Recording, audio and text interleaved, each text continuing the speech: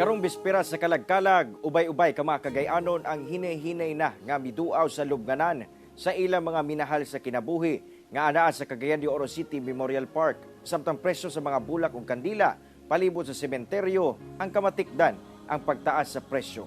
Ano ang report? Sayo pa lang sa buntag adtong Martes ug bispera sa kalagkalag, kamatikdan na ang hinay-hinay nga pagdagsa sa mga Cagayanon sa Cagayan de Oro City Memorial Park sa Bulunsuri, Barangay Kamaman-an.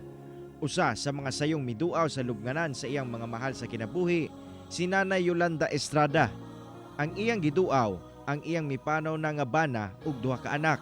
Gani, emosyonal pa siya dihang iyang nahinumduman ang iyang mga minahal sa kinabuhi. Isud ba yan mawala ang tagpamilya?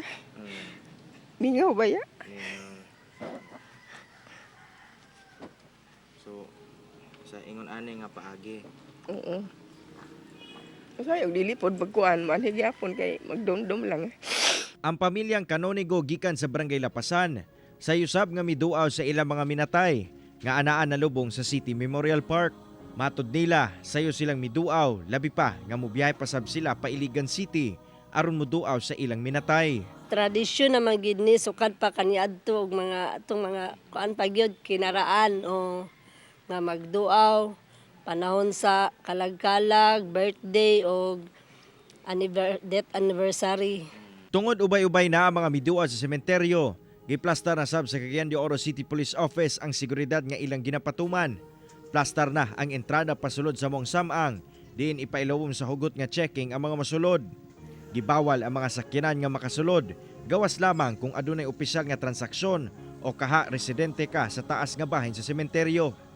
Aduna sa mga nakumpiska nga gibawal, sama na lamang sa mga lighter o posporo. Nakaplastar na sab ang mga mamaligyaay og bulak ug kandila palibot sa sementeryo. Ang pamilyang Disoyo, kinsa sobra 30 ka tuig nang gapamaligya, pinaspasay na sa pag-display sa ilang mga paninda. Matud pa, medyo adunay pagtaas sa presyo sa bulak ug kandila gikan sa ilang mga supplier. Presyo sa bulak o dula gikan sa 30 hangtod 100 pesos, depende sa disenyo ug sa kadak-on.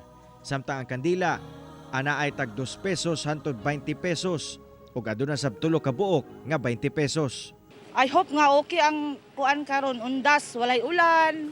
Na okay amo ang kita sa amo ang pagpaninda karong undasa. Pahimangno sa Klenro, kinsa nagdumala sa mga sementeryo sa syudad, ang pagsunod sa polisiya nga ginapatuman karong kalagkalag. Abli ang mga sementeryo gikan alas 6 sa buntag hangtod alas 10 sa gabii. Kauban si Makoy Sempron sa kamera. Ako, si Cyril Chavez para sa One Mindanao.